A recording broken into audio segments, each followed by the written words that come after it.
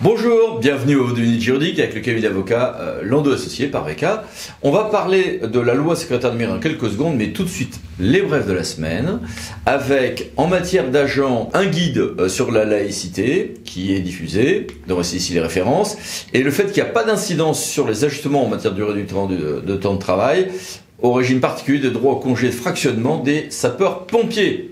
Deux annonces européennes également en matière de marché public. Un petit échange façon match de ping-pong entre Commission européenne et Cour des comptes européenne. La Commission accepte un certain nombre de recommandations ou de demandes de modification de la part de la Cour des comptes. Ça va nous conduire à des réformes. Voici les 4 items concernés. Pas des très grandes choses, cela dit. Et un arrêt intéressant de la Cour de justice de l'Union européenne du 7 décembre sur l'interprétation de la notion de modification substantielle en marché. En matière d'urbanisme, quelques ajustements réglementaires. Un décret du 12 décembre sur les attestations à fournir dans certaines zones, risque sismique, retrait gonflement argileux, et correction par un autre décret d'un bug. En fait, la loi climat résilience puis ce décret corrige un bug sur les procédures de préemption dans les espaces, les anciens périmètres sensibles d'avant 85, qui se voient leur régime de nouveau aligné à celui des espaces naturels sensibles. Et puis, le Conseil d'État, de son côté, ouvre un peu plus la porte du prétoire aux associations en matière d'urbanisme par une décision du 1er décembre 2023. Allez, au passage, je vous réindique les dates de recensement de la population. Voici, n'hésitez pas à mettre sur pause. Et puis, surtout, retenons un arrêt important, enfin 2 arrêts importants du même jour du Conseil d'État sur la question d'éoliennes. Le Conseil d'État nous dit que pour attaquer un parc éolien, le département ou la région n'aura en général pas de compétences pour voir leur intérêt lésé au sens des contentieux en la matière. Tel que c'est dit, ça pourrait sembler n'être jamais le cas. Néanmoins, si j'ai un parc éolien à côté d'un collège ou d'un lycée, à mon avis, un département ou une région pourrait attaquer s'ils ont réellement une qualité de tiers lésé à ce titre-là. Beaucoup plus large en revanche seront les possibilités pour les communes d'implantation aux communes voisines, possibilité d'attaquer, nous dit le Conseil d'État par ces 2 décisions. Un décret, un arrêté nous donne le cadre d'expérimentation dans 6 régions du constat de décès par des infirmiers en lieu et place des médecins, cadre très strict, mais qui va concerner les communes bien évidemment également. Et puis préavis de grève intersyndicale pour les magistrats administratifs le jour de la diffusion de cette vidéo, c'est-à-dire lundi 18 décembre. C'est assez rare pour être noté. Il y a eu un exemple en 2021.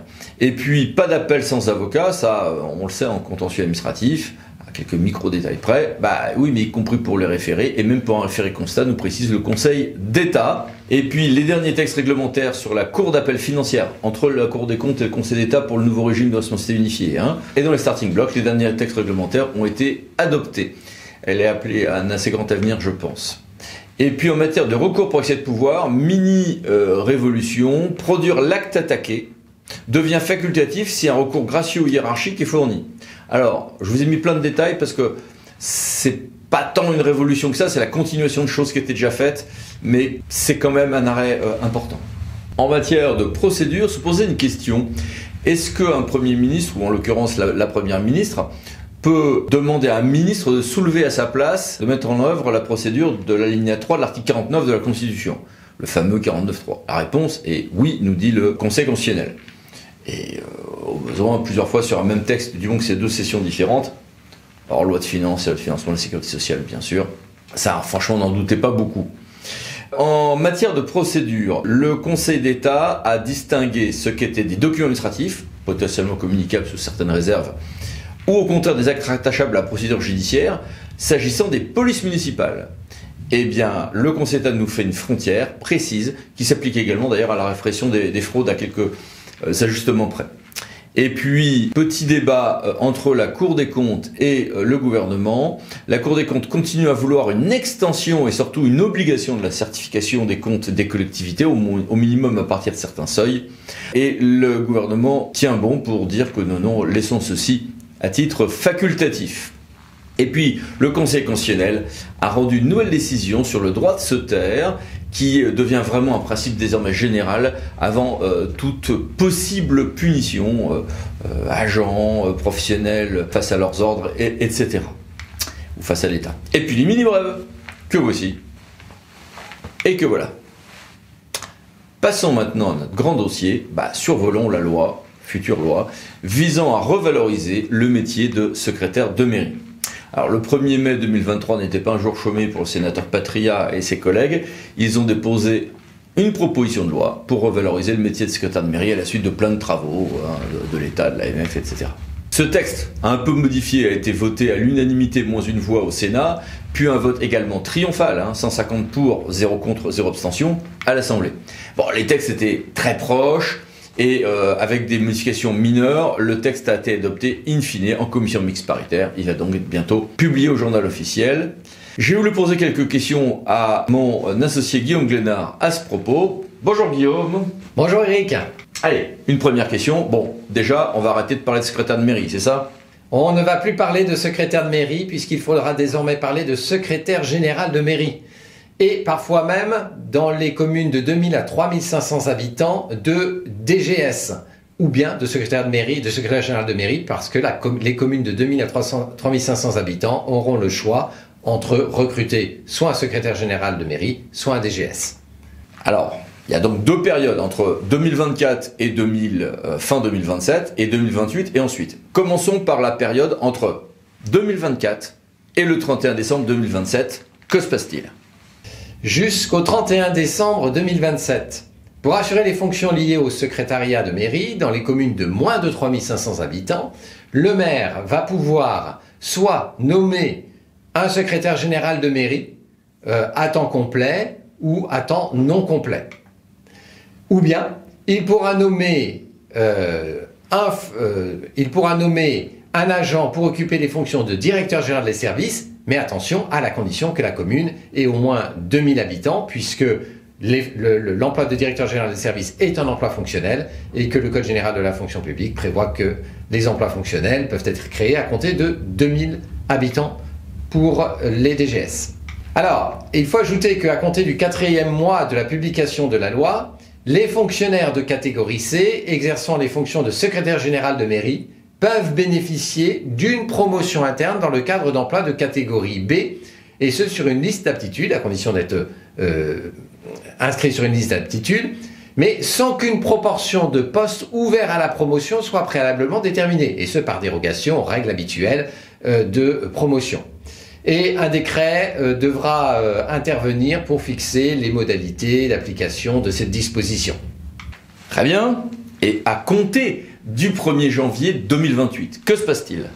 À partir du 1er janvier 2028, en dessous du seuil de 2000 habitants, il y aura la possibilité de recruter un secrétaire général de mairie, qui donc ne s'appellera plus secrétaire de mairie. Et ce qu'il faut noter aussi, c'est que ce secrétaire général de mairie devra relever d'un corps ou d'un cadre d'emploi classé au moins dans la catégorie B, ce qui est différent de ce qui se passe aujourd'hui, puisque beaucoup de secrétaires de mairie aujourd'hui sont des agents de catégorie C. Au-dessus du seuil de 2000 habitants, c'est même un cadre A qui devra occuper les fonctions de secrétaire général de mairie ou de DGS, si DGS il y a. Alors, quel que soit le nombre d'habitants de la commune, le secrétaire général de mairie exercera ses fonctions, soit à temps partiel, soit à temps non complet. Cette distinction entre plus ou moins de 2000 habitants ne figurait pas dans la version adoptée, dans la version de la loi adoptée par l'Assemblée nationale. L'Assemblée nationale voulait, pour sa part, des secrétaires généraux de mairie de catégorie A ou B sans référence à ce seuil de 2000 habitants. Donc, en 2028, on n'aura plus de secrétaires généraux de mairie, de SG de mairie, qui seront de catégorie C, normalement, en tout cas au stade de la nomination. Il n'y aura en effet plus de nomination d'agents de catégorie C sur un poste de secrétariat de mairie, même au-dessous de 3500 habitants, à compter du 1er janvier 2028. Alors, cela dit, vu la formulation retenue dans la future loi, il pourrait y avoir quelques débats juridiques sur la situation des agents exerçant les fonctions de secrétaire général de mairie avant 2028 et qui seraient encore à cette date agents de catégorie C. À dire vrai, le débat ne devrait de toute manière concerner que fort peu de cas pour une raison bien simple, c'est que la loi à venir prévoit un régime de promotion interne accéléré et facilité pour que les agents secrétaires de mairie de catégorie C puissent accéder à la catégorie B. Oui, mais comme tu le disais, on va faciliter leur passage de catégorie C à B. Et comment d'ailleurs? Oui, tout à fait. Outre les modalités de promotion interne qui sont mentionnées par l'article L523-1 du Code général de la fonction publique, les statuts particuliers des cadres d'emploi de la catégorie B peuvent prévoir l'établissement d'une liste d'aptitudes ouverte aux fonctionnaires de catégorie C, et ce pour pouvoir des emplois de secrétaire général de mairie.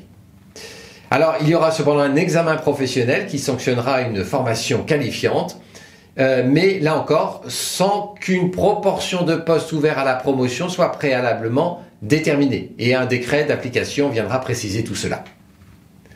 Alors, pour résumer en fait l'esprit de cette loi, on peut citer ce que le ministre de la Transformation et de la Fonction publique a indiqué. Stanislas Guerini a en effet précisé qu'il s'agissait ici de faire sauter les verrous et notamment celui des quotas de promotion interne. C'est une petite révolution qui s'applique ici, en tout cas pour les secrétaires généraux de mairie. Alors, la loi prévoit ainsi que les listes d'aptitudes devront comprendre une part de fonctionnaires exerçant les fonctions de secrétaire général de mairie. Notons que le ministre et l'Assemblée nationale estimaient cette mention à l'origine inutile vu le régime de promotion par reconnaissance des acquis de l'expérience pour les actuels secrétaires de mairie. Mais cette disposition a été rétablie en commission mixte paritaire. Je crois qu'il y a même un petit coup de pouce côté avancement d'échelon, hein. Oui, il y a un coup de pouce.